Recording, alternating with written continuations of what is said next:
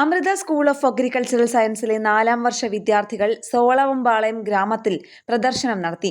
തേങ്ങയും കന്നുകാലി ഉൽപാദനവും മെച്ചപ്പെടുത്തുന്നതിനുള്ള പരിസ്ഥിതി സൗഹൃദ രീതികൾക്കാണ് മുൻതൂക്കം നൽകിയത്.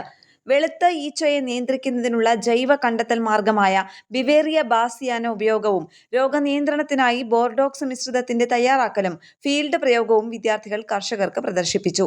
കൂടാതെ ജൈവ വിള സംരക്ഷണ രീതികൾ, മണ്ണിലെ ഈർപ്പം നിലനിർത്തുന്നതിനായി തേങ്ങയുടെ ചിപ്പുകൾ ഉപയോഗിക്കുക, റോക്കർ സ്പ്രേയറുകൾ ഉപയോഗിച്ച് കാര്യക്ഷമമായ തളിക്കൽ നടത്തുക തുടങ്ങിയ കാര്യങ്ങളിൽ കർഷകർക്ക് പരിശീലനം നൽകി.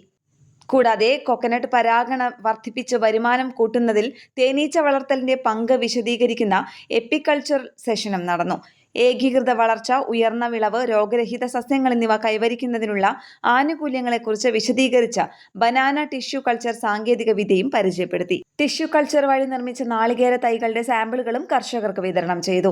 തേങ്ങയും കന്നുകാലിയും കർഷകരും പ്രയോജനപ്പെടുത്താവുന്ന സർക്കാർ പദ്ധതികളും സബ്സിഡികളും സംബന്ധിച്ച ബോധവൽക്കരണവും നടത്തി. കർഷകരുടെ സജീവ പങ്കാളിത്തത്തോടെ നടന്ന പരിപാടി ഏകീകൃതവും സ്ഥിരതയുള്ളതുമായ കൃഷിരീതികളുടെ പ്രയോഗത്തിന് പ്രോത്സാഹനമായി.